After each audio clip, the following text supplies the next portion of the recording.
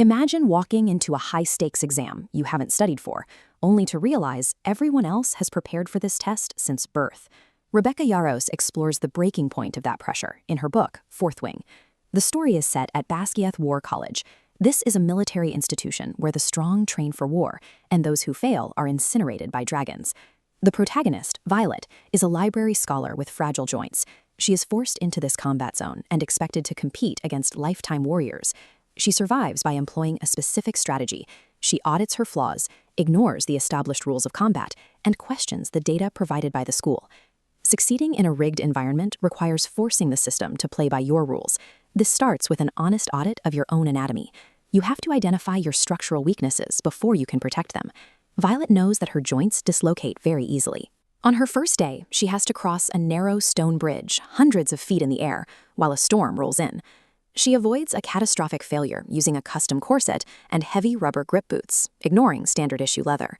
Think of a small four-cylinder car. It won't win a straight drag race, so the driver strips its weight to dominate tight corners. In any competitive field, you must secure your vulnerabilities before you attempt an offensive move. Acknowledging exactly where you are fragile provides the foundation for a system that keeps you in the game.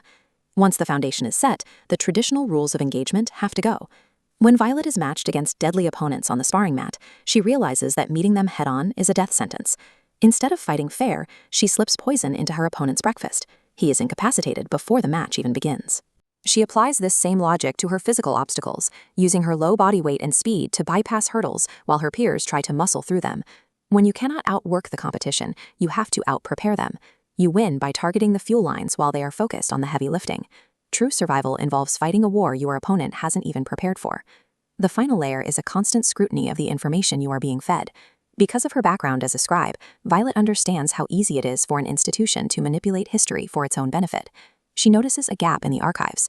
The official library contains no information on the actual enemies of the state, the Venin and Wyvern. She finds a hidden letter from her father proving the college erased this history to control the cadets' worldview. This pattern shows up in standard career paths today. Systems are often designed to keep you climbing a specific ladder, not to help you reach the top. If you trust the map drawn by the people trying to manage you, you will end up exactly where they need you to be. Stop trying to act like a tank. Use your unique background to spot the shortcuts and test the data you've been given. Stepping outside the boundaries turns you from a victim of the maze into the one who controls it. Real-world survival depends on your ability to recognize the cracks in the system.